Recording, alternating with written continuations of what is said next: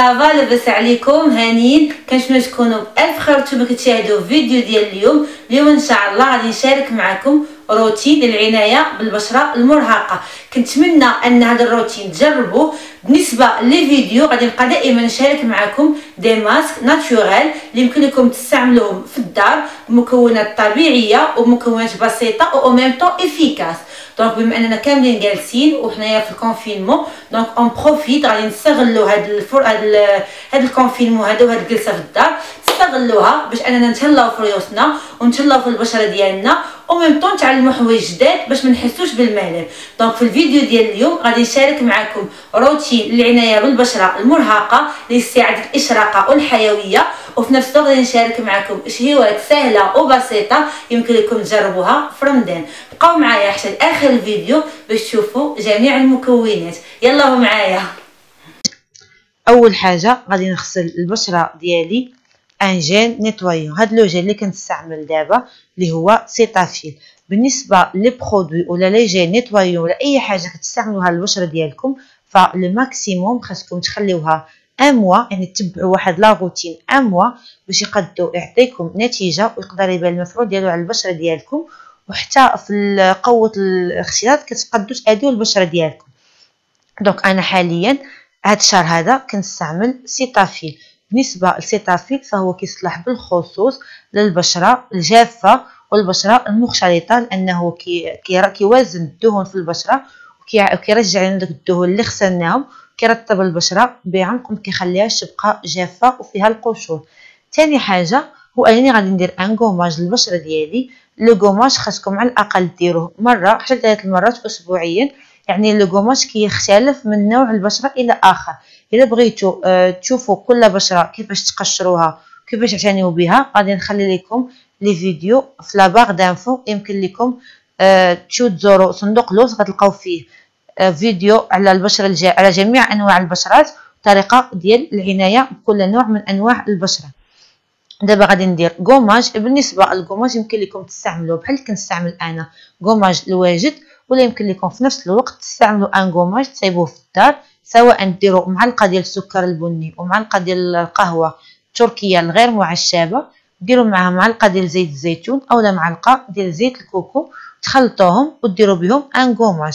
بالنسبه للغوماج فهو جد ضروري لانه كيخلصنا من الجلد الميت، وفي نفس الوقت كيخلصنا من الرؤوس السوداء ومن اي حاجه كديرونجينا في البشره ديالنا. ولا عندكم حتى داك الحبوب الصغيور ديال العرق ولا ديال الماكله، حتى هو الا درتو التقشير فكيساعد انكم تخلصوا من داك الحموريه ومن دوك الحبيبات اللي عندنا في البشره ديالنا. من بعد ما درت الغوماج ضروري غادي نحاولوا اننا نعتنيو بمنطقه حول العينين. هذه المنطقه هذه فهي منطقه جد حساسه دابا مع الصهير وحتى مع يعني لي سين ديال ليكسبرسيون. هادوك لي سين حتى هما كيخليو لا تراس ديالهم. دونك حنا خاصنا نديرو ان ماسك للعينين ديالنا باش نقدو نحافظوا عليهم. هنا غادي نشارك معكم واحد لو ماسك. بالنسبه للو ماسك غنخلي لكم الفوق الفيديو اللي فيه لو ماسك اون ديتاي، المكونات وكيفاش تقدو تصايبوه. هاد لو ماسك هذا غادي نستعملو على لونطوراج ديال العين ديالي، غادي نخليه على الاقل 30 دقيقه. بالنسبه لهاد لو ماسك هذا يمكن لكم تستعملوه شاك جور، ما عنده حتى شي ضرر. ديجا منطقه حول العين خاصكم ديروا ليها لي ماسك ولا لي برودوي ولا لي كريم كل نهار باش تقدوا تحافظوا على واحد الترطيب ولا واحد الخلايا باش ما تموتش، الخلايا اللي كتنتج لنا داك الترطيب باش كتخلي هذيك المنطقه ما يجيوهاش تجاعيد بكري وما يجيوكمش لي سيرن وما تكونش عندكم الزروقيه في هذيك المنطقه هذه. كما قلت لكم لو ماسك غتلقاو الفيديو اون ديتاي الفوق. دابا غادي ندوزو لثاني مرحله ولا ثالث مرحله اللي هي لو ماسك. بالنسبه للو ماسك غادي نستعمل معلقه كبيره ديال الفورس دقيق الفورس، وغادي نستعمل معلقه كبيره ديال الروز مطحون. الروز تاخذوه طحنوه على يديكم. ثالث حاجه غادي نستعمل معلقه ديال القهوه التركيه الغير معشبه. غادي نخلط هاد المكونات مع بعضهم. بالنسبه للفورس والروز والقهوه فهم من المكونات اللي كيبيضوا الوجه البشره ديالنا، كيعطيو واحد الاشراقه وكيرجعوا ليها الاشراقه ديالها والحيويه ديالها. بالنسبه للماسك حتى هو غادي تشوفوا ان ماسك اللي يقدر يجي على البشره ديالكم وتتبعوه لمده شهر عاد باش يمكن لكم تغيروه بان اوتر ماسك اللي باش ما تبقاوش تخلطوا، ان الا خلطتوا لي ماسك والبشره ديالكم ما مولفاش غادي يقدوا تضروها. غادي نجمع المكونات بدانون طبيعي. الا ما عندكمش دانون طبيعي يمكن لكم تستعملوا ماء الورد بحال فهما يعني بحال بالنسبه للدانون الطبيعي لانه كيعطي واحد الترطيب عالي اون بروفوندور، كيرطب البشره، كيعطيها يعني واحد الملمس ناعم ويعني وطبيعي ورطب. بالنسبه لهذا لو ماسك هذا، بالنسبه للقهوه فهي من بين المكونات اللي فريمون كترطب وكتبيض البشره. بالنسبه للروز، الروز ما معروف عليه انه كيعطي واحد الاشراقه وكيبيض البشره بعمق، فهو سر من اسرار الكوريات. بالنسبه للروز فهو كيخلينا نتخلصوا من التجاعيد الاوليه. كنصحكم على انكم تداوموا على لي ماسك اللي فيهم الروز، انكم غادي تخلصوا من التجاعيد الاوليه، غتحسوا بالبشره ديالكم كتجبد، وفي نفس الوقت غتحسوا على واحد الاشراقه وواحد الحيويه، وغتحسوا على ان البشره ديالكم كتنقى. هذا لو ماسك هذا نخليه 20 دقيقه وغادي نغسلو بالماء البارد. من بعد ما خليت لو ماسك في كونتور دي زيو منطقه حول العين 30 دقيقه، دابا غادي نحاول نغسل. غادي نغسلوا ديك المنطقه باللطف، غادي نديروا الماء وتغسلوا باللطف باش ما تاذيوش هذيك المنطقه. من بعد غادي نطبق لو ماسك اللي خلطت على البشره ديالي. بالنسبه لو ماسك اللي شاركت معكم يمكن لكم تستعملوه على الوجه ديالكم، بشره الوجه، على العنق ديالكم، وعلى اليدين ديالكم، وحتى على المفاصل. يعني هذاك لو ماسك يعني كيصلح لاي منطقه بغيتو نتوما تفتحوها بسرعه. هذا لو ماسك هذا غادي تستعملوه 3 مرات اسبوعيا لمده شهر، تخليوه لمده 20 دقيقه ومن بعد تغسلوا. بالنسبه لي ماسك كيف قلت لكم ما تحاولوش تخلطوا لي ماسك مع بعضهم، ضروري ومؤكد انكم تبعوا ان ماسك اللي غادي تحسوا انه اعطى نتيجه للبشره ديالكم على الاقل لمده شهر واحد. من اللي سالي داك الشهر يمكن لكم تبدلوا لو ماسك ان ماسك اخر اللي يقدر يحل لكم واحده من المشاكل الاخر. الا فيكم الحبوب غادي تشوفوا ماسك ديال اللي كيليق الحبوب وتتبعوه لمده شهر باش يمكن يعطيكم النتيجه.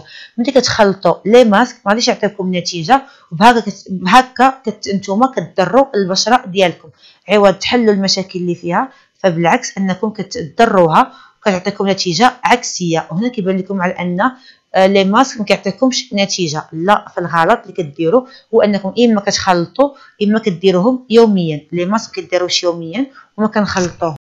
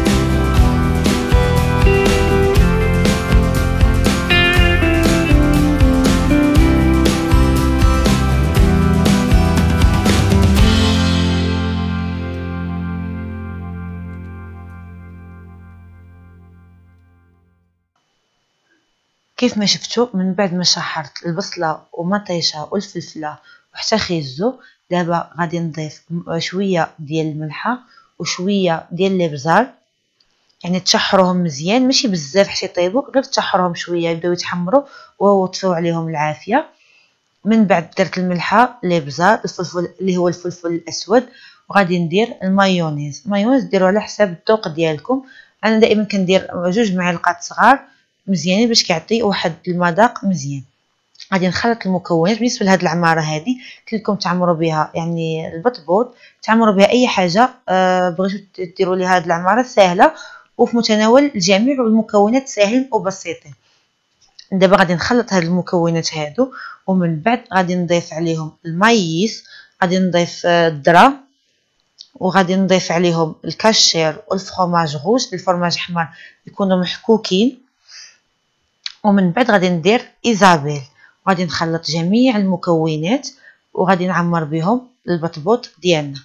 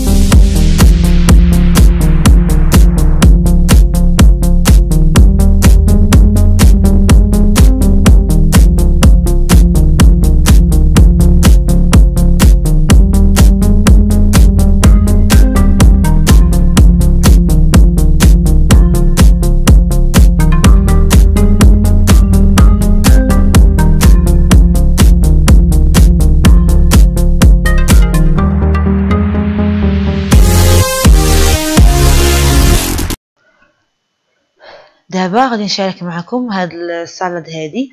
غادي تاخدوا لي بات تسلقوهم، بطاطا تسلقوها، خيزو تسلقوه، جلبانه تسلقوهم، تسلقوا كلشي ومن بعد تخلطوهم. غادي نديرو معاهم معلقه ديال الملحه، معلقه ديال الابزار، غادي نديرو معاهم المايونيز، معلقه ديال المايونيز، هادشي اللي غادي نحتاجو، معلقه ديال المايونيز. غادي نديرو معاهم معلقه ديال الربيع، غادي نديرو حتى هما معاهم طون ايزابيل، نتوما ديروا اي طون كيعجبكم ديال الزيت. غادي نخلط جميع المكونات. بالنسبه لهاد السلطه هذه فهي زوينه وصحيه ومتناوله الجميع، يمكن لكم تستعملوها في رمضان في اي وقت. الناس اللي كيبغيو ياكلوا ماكله صحيه ولا الناس اللي دايرين الريجيم يمكن لكم تاكلوا هاد لي سلطه هذه.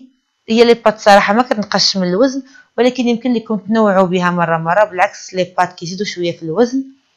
دونك انا قلتها لكم غير كتغيير، الا بغيتو تغيروا شويه وديروا دي سالاد اللي هما مغايرين.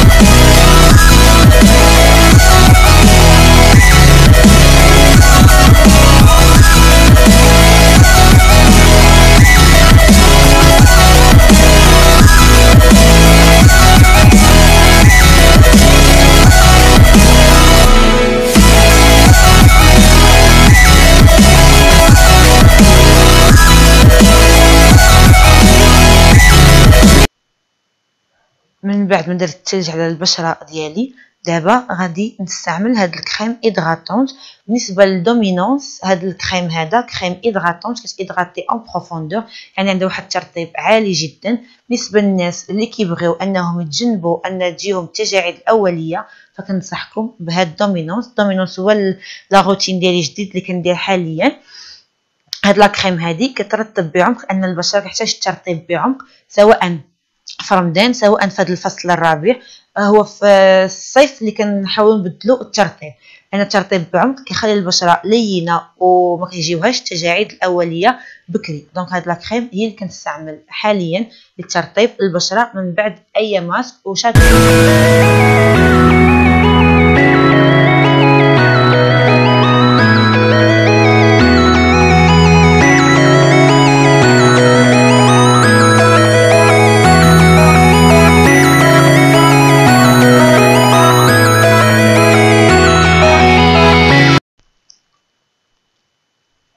طبعا ما نسوش منطقة حول العين، ترطيب ديال المنطقة حول العين ضروري ومؤكد، لان ديك المنطقة كتعرض للجفاف بسرعة والخلايا ديال الترطيب كيموتوا بسرعة. ولو اننا نكونوا باقيين صغار، ولو اننا مازال ما وصلناش سن 30 سنة، ولكن هذه المنطقة هذه كيجيها الجفاف المبكر.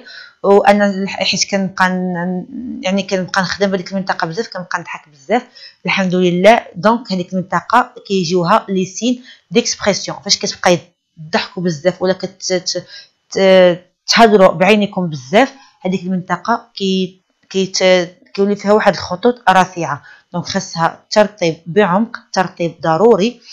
انا هنايا كنستعمل حاليا جانسل تريبل اكشن. هذا الكريم هذا كيرطب منطقه حول العين، في نفس الوقت كيحيد لنا دوك لي بتي ريديكول، دوك التجاعيد الصغيورين، دوك الخطوط الرفيعه. في نفس الوقت كيحيد حتى